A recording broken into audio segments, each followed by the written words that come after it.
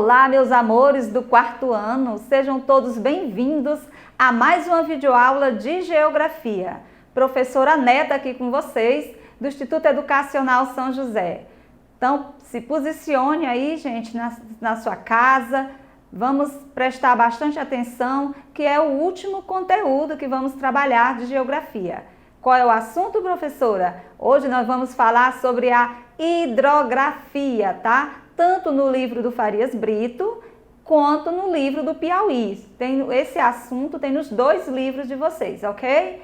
Então vamos ver o que é a hidrografia, meus amores, tá? O que é hidrografia? Quando você vê esse nome, vocês lembram de alguma coisa?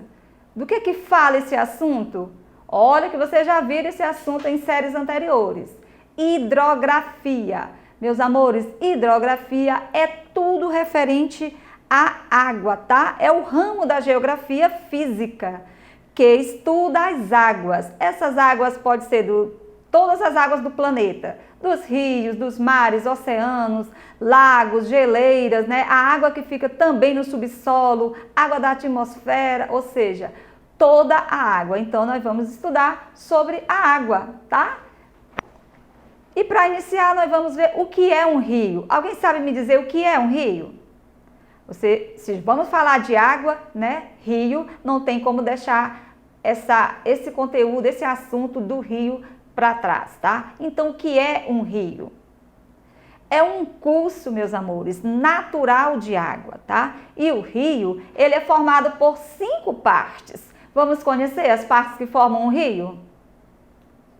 Partes de um rio. Observa aí na imagem que nós temos a primeira parte lá no início, a nascente, tá? Então, o que é essa parte, professora? A nascente é onde o rio tem origem, né? É onde o rio nasce, é onde inicia esse rio. Depois nós temos o leito. Estão vendo aí na imagem, meus amores? Então, esse leito é todo o percurso, né, por onde essa água passa, é todo o percurso do rio. Temos os afluentes. O afluente, meus amores, são os rios menores, tá? São os rios formados a partir desse rio, que é o rio principal, tá? Afluentes, e temos também a margem, que são 2 margens, tá? A margem direita e a margem esquerda, tá? Então, são as laterais que formam esse rio. Todo rio, né? O rio, principalmente o rio principal, todo rio, ele despeja sua água, né, no oceano, ou rios menores, que são os afluentes, despejam água em outro rio. Portanto, nós chamamos de foz, tá? É o lugar onde o rio deságua. Então, nós temos 5 partes que formam o rio. Vamos repetir comigo? É a nascente, o leito, a foz, a margem, né, direita e esquerda, e os afluentes, que são os rios menores, né, os rios formados a partir desse rio, ok? Deu para aprender, meus amores? Você sabe como é que essas águas, né, chegam até os rios? Como é que as nuvens são formadas? Como é que acontece a chuva? Vamos ver agora? Os rios, eles podem ser formados pela água das chuvas, que são originados pelo ciclo da água. E como funciona esse ciclo da água, né? Vamos ver aqui, observem a imagem. Na imagem 1, nós temos o quê? Oceanos, lagos e rios. Na imagem 2, nós temos, né, lençóis de água, ou seja, aquelas águas subterrâneas, né, meus amores? E a imagem 3, nós temos neve e gelo. Então, são 3 tipos, né, de água. O que está observando aí na imagem? Observe essa seta. Na imagem 1, nós vemos que o sol, ele está aquecendo a água do rio, tá? E essa água vai subindo, né, o vapor, né, desse aquecimento que é feito através do sol. Esse vapor que sobe, né, ele vai o quê? Lá para a atmosfera, fica no ar, tá? E aí forma uma nuvem. Observem aí a nuvem. Essa nuvem, né, ela vai passando por um processo de condensação, ou seja, ela vai transformando de gases, né, de ar para água. Quando essa nuvem fica bem cheia, bem pesada, né, ela cai em forma de água, tá? Aí acontece a precipitação. A precipitação é o processo em que a água vai caindo em forma de chuva. Vamos ver aqui, ó. Quando as águas dos rios, mares e lagos são aquecidas pelo calor produzido pelo Sol, elas passam por um processo que é chamado de evaporação, né? Que é esse vapor que a gente viu subindo aí na imagem quando o rio é aquecido pelo calor do Sol. As partículas que formam a água, elas ficam suspensas e são levadas para o céu na forma gasosa, né? Depois essa água forma as nuvens. As nuvens, quando elas ficam bem cheias de água, elas se precipitam. O que é precipitar, gente? Ou seja, elas se transformam em chuva. Assim, a água passa para o estado líquido. Uma parte da chuva cai nos solos e fica infiltrado, formando os lençóis subterrâneos e os lençóis freáticos, que foi o que a gente viu na imagem. Vamos repetir, mostrar bem aqui a imagem novamente. Olha, lençóis de água e a infiltração, né, formado pela água das chuvas. Então, essas nuvens, elas ficam bem cheias e caem. A outra parte, que não é infiltrada no solo, no subsolo, ela é encaminhada para rios, represas e mares. E aí elas caem em forma de chuva, tá? Vamos ver agora a distribuição da água no mundo, tá? Nós temos a água salgada e água doce, né? Doce entre aspas, né, gente? Que ela não é doce. Ela é doce só para diferenciar que não é salgada, tá? Mas a água, ela não tem gosto, tá? Então, nós temos 97,5% de água salgada, ou seja, imprópria para o consumo, e somente 2,5% de água, né, dita doce, né, meus amores? Ou seja, própria para o consumo. Vamos ver nesse gráfico acima, nós temos 69,8% de calotas polares, águas subterrâneas, nós temos 29%, rios e lagos, né? Nós temos quanto de rios só? 0,3% e outros 0,9%. Turma, temos agora um outro gráfico. Nesse gráfico está mostrando a distribuição de água no Brasil de acordo com as 5 regiões. Olha só aí, gente, como a região norte é a região que tem mais água no Brasil. Olha a Nordeste, gente, é a que tem menos água. Centro-Oeste fica, né, em segundo lugar, a Sudeste fica em quarto e a Sul fica em terceiro lugar. Então, a distribuição de água no Brasil de acordo com as 5 regiões.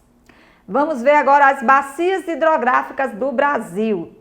Nosso país, o Brasil, vemos aí o mapa, ele é formado por 12 bacias hidrográficas, sendo que a maior dela, dá para você conferir aí no mapa e observando a legenda, é a bacia amazônica, tá? Então, nós temos 12 bacias hidrográficas. A amazônica, que é a maior delas, Tocantins, Araguaia, tem o Atlântico Nordeste Ocidental, temos o Parnaíba, observe lá na legenda, gente, que é o que está representando o nosso estado do Piauí, o Atlântico Nordeste Oriental, temos o São Francisco, o Atlântico Leste, o Atlântico Sudeste, o Paraná, Paraguai, Uruguai, Atlântico Sul. Então, o Brasil possui 12 bacias hidrográficas, ok? Vamos ver agora a bacia hidrográfica do nosso estado do Piauí, tá? Também são 12 bacias hidrográficas, vocês podem observar no mapa e na legenda, tá? Essas bacias. O rio Parnaíba, ele é o principal rio do nosso estado do Piauí. Ele é composto por 217 afluentes. Só lembrando que são afluentes, turma, a gente viu lá que afluentes é uma parte do rio, tá? Então, afluentes são os rios menores, ok? Então, nós temos o Piauí, tem esse rio Parnaíba, que é o principal deles, composto por 217 afluentes, tá? Sendo 143 na margem direita e 74 na margem esquerda. É um rio bastante extenso, então ele é chamado de rio principal, tá? Olha só aí o rio Parnaíba, ele é dividido em 3 partes, tá? É o Baixo Parnaíba, o Médio Parnaíba e Alto Parnaíba. O Baixo Parnaíba, de Teresina, a foz do rio Parnaíba, no município de Ilha Grande. O Médio Parnaíba, já lá na cidade de Floriana, até a foz do rio Puti, aqui em Teresina. E o Alto Parnaíba Baixo, das nascentes em Barreiras do Piauí, até a foz do Gurgueia, em Floriano. Então, o rio Parnaíba dá para dividir em 3 partes, tá? Tipos de rio, meus amores. Você sabia que nós temos 4 tipos de rios? É, sim. Quais são esses rios? Será que vocês lembram, pelo menos, de algum tipo de rio? Lembra aí o assunto que vocês já viram nos anos anteriores. Nós temos rio de Planalto, meus amores. Nós temos rio de Planície, nós temos rio permanente, né, e rios temporários. Vamos ver a classificação de cada um deles, tá? Então fiquem atentos. Rios de planalto. Que tipo de rios são esses, professora? O que é um planalto que a gente viu lá no relevo? São terrenos altos, né? Com altas elevações. Então, o rio de planaltos, ele acontece em terrenos altos, tá? São caracterizados pela nascente em regiões altas, tá? Com algumas ou várias quedas d'água. Esse tipo de rio, meus amores, ele é bastante indicado na produção de energia elétrica. Por quê? Porque a água dele é mais forte, vem com mais intensidade, tá bom? Então, dá para gerar energia elétrica através da usina, todo aquele processo que vocês sabem como é a formação de energia elétrica, tá bom? Temos rios de planície. Que rio de planície é esse? Se o rio de planalto é em terrenos altos, o rio de planície vai ser o contrário, tá? É em terrenos planos, em terrenos baixos, não possui queda d'água. Vamos ver aí, ó. São rios caracterizados por ter uma velocidade menor, né? Com menos intensidade. São rios que correm por planície, não possui queda d'água. E a água desse rio é aproveitada para quê, professora? Principalmente para navegação, mas é muito utilizado também para lazer, né? Porque pode passar barcos, também para pesca, tá? É bastante utilizado. Rios permanentes e rios perenes. Permanente. O que esse nome vem à cabeça de vocês? Que permanece, né? Ele não seca, meus amores. Rio permanente é um rio que ele nunca seca. Embora a água desse rio diminua no período, né, de escassez de água, de falta de chuva, a água dele pode ficar ralinha, né, mas nunca seca, só diminui, ok? Então, vamos ver aí a característica. São rios em que suas águas nunca secam, ok? Vamos ver agora rios temporários. Se rios, né, permanentes ou perenes são rios que nunca secam, os temporários são aqueles que secam, né, em determinado período do ano. Em que período é esse, professora? Em período, né, de que não tem chuva, né, no verão, em que as chuvas ficam bem escassas e diminui, tá, a água desse rio e eles chegam a secar. Utilidade dos rios. Para que é utilizada a água dos rios, meus amores? Pense bem aí com vocês aí rapidinho, em que a gente usa a água dos rios? Ela é bastante utilizada, né, meus amores? Mas vocês sabiam que a água do rio, eu descobri, né, que a água do rio, ela é mais utilizada na agricultura? Ela é bastante utilizada na agricultura, em diversos, né, para abastecimento das nossas casas, para irrigação, no lazer, na pesca, na geração de energia elétrica, no transporte, no turismo, tá? Essa irrigação aí que é o que entra a agricultura, tá bom? Então, a utilidade dos rios, ele é bastante utilizado para gerar energia, para o transporte, né, gente? De mercadorias, transporte de pessoas em embarcações, para o abastecimento, que nas nossas casas nós usamos bastante água. É por isso que nós temos que usar essa água de forma como? De forma consciente, né? Racionando, economizando, evitando desperdício. E a gente sabe, né, algumas formas, algumas técnicas de evitar o desperdício. Ao escovar os dentes, não deixar a torneira ligada, ao se ensaboar quando estiver tomando um banho, não deixar o chuveiro ligado, quando for lavar carro ou moto, lavar com um balde, não desperdiçar usando a mangueira, que com a mangueira, né, sai mais água, dá para gastar mais água. Então, existem vários itens, várias formas de economizar essa água, ok, meus amores? Então, era isso e vamos responder as páginas, não esqueçam, tá? Vocês vão responder a página 176, 177, 178, 179, 181, 183 Farias Brito. Ainda tem o plus, meus amores, lá no final do livro, não esqueçam, 284, 286 e 287 Farias Brito. Como esse assunto tem também no livro do Piauí, vocês vão responder as páginas do livro do Piauí. 58, 59, 66 e 67. Então era isso. Muito obrigada pela presença de vocês aí do outro lado, tá? E até a próxima aula. Tchau, estou morrendo de saudade de vocês. Beijos.